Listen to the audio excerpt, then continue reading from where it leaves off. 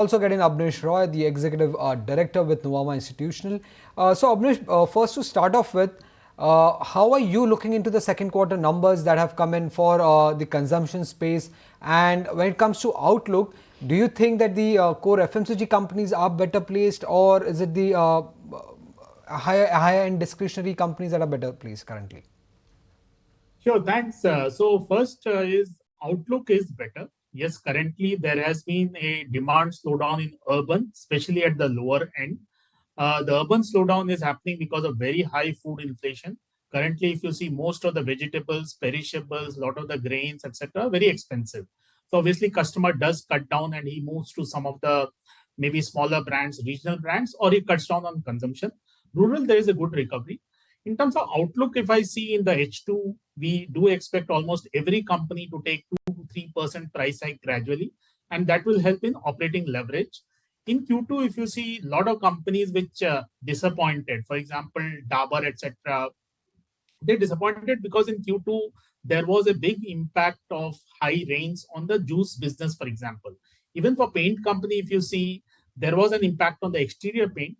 So that kind of adverse impact of the high rains won't be there. Also, the marriage season is going to be better, and that will help a lot of the discretionary demand in terms of gifting, in terms of paints, etc. So we do see that volume growth for most companies in H2 should be better. Plus, pricing growth of 2 to 3% will gradually come back. Now, if I see the raw material scenario, frankly speaking, I don't see that as a big negative because one, it is not very alarming. We have seen crude at $130, $140 also. We have seen palm oil, for example, at $1,800.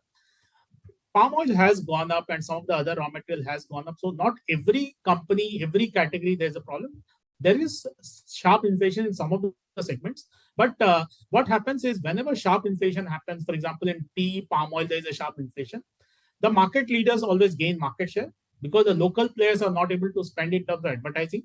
Plus, they go out of the market because they are not able to manage the working capital.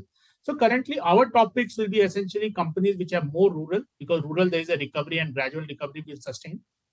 Next 4 years, the coalition government is there at the center. So we expect MSP hikes, a lot of the NREGS support, a lot of the freebies to continue. And the good part is a lot of the state governments are also doing that. So we like rural-focused companies more. Sure. So rural-focused companies is where your focus is. But let me shift focus and talk about a company which has a lot more urban focus. And that stock is doing well in the trading session. I'm sure you've guessed it by now. It's Jubilant FoodWorks up 9%. Do you really think it deserves that kind of uptick in the stock price given its performance?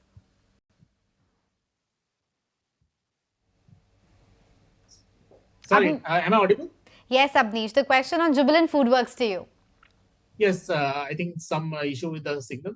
So yes, we are positive on Jubilant Foods. Yes, the numbers were decent in terms of delivery, very strong growth, clearly gaining market share. So I would say that sector, if you see, Domino's has been the best performer, and that's why the stock is doing well. And going ahead, we see market share expansion clearly helping. Plus, if you see, QSR sector has seen 7 quarters of slowdown. So base is favorable. But when I say urban demand, there is a slowdown. Why is it happening? One is food inflation. Second is very high rentals also. Plus the bandwidth cost, the telecom costs have gone up. So it's more a market share expansion rather than QSR story coming back. So new net in that space, Jubilant Foods is seeing interest coming back. But overall, it's a market share gain in the delivery format, and that should continue. So we are positive on the company. So Abneesh, when it comes to Asian Paints now, earlier there were a few reports which suggested that competitive intensity has been coming down in the market, but definitely the Q2 numbers do not suggest that. In fact, the management is also saying that the competitive intensity could continue to remain high at least for the next 2 years. So how are you reading into this Q2 numbers, and do you even expect that there could be a single-digit growth in volume number when it comes to the second half of this financial year?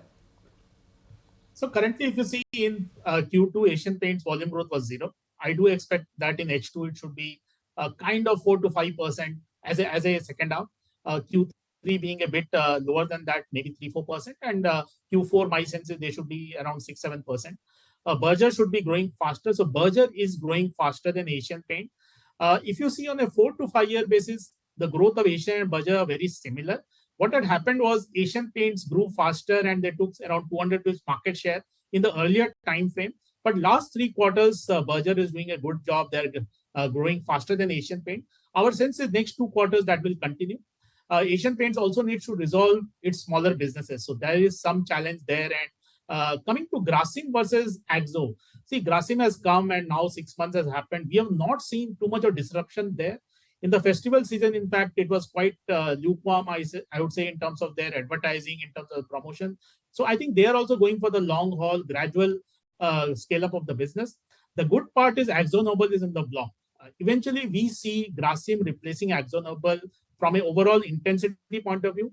Listen, no business in India competition is low. It is world's most attractive consumption market from medium long-term perspective. So you'll always have competition. But we do see that eventually Axo Nobel will get replaced by Grasim in one form or the other.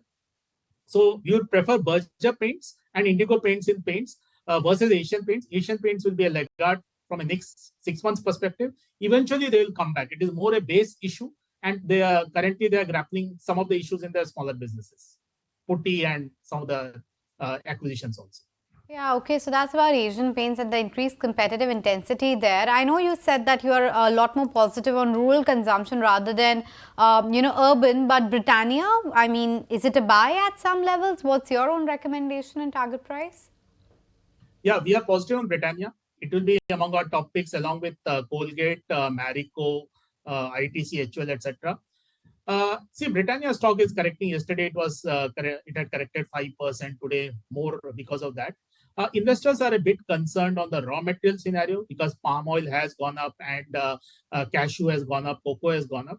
My sense is the sharp government duty increase is not something which will remain always. We do see that in the coming months that should get reversed. These sharp increase and cutback by the government keeps happening. So it is not that the government duty will remain so high. Second, of course, is definitely the pricing growth will come back. So Britannia also, if you see, in Q2, the volume growth was 8%, but the pricing growth was negative. I think H2, that should turn positive. Company is planning to take 4 to 5% hike eventually. So that is on the positive side.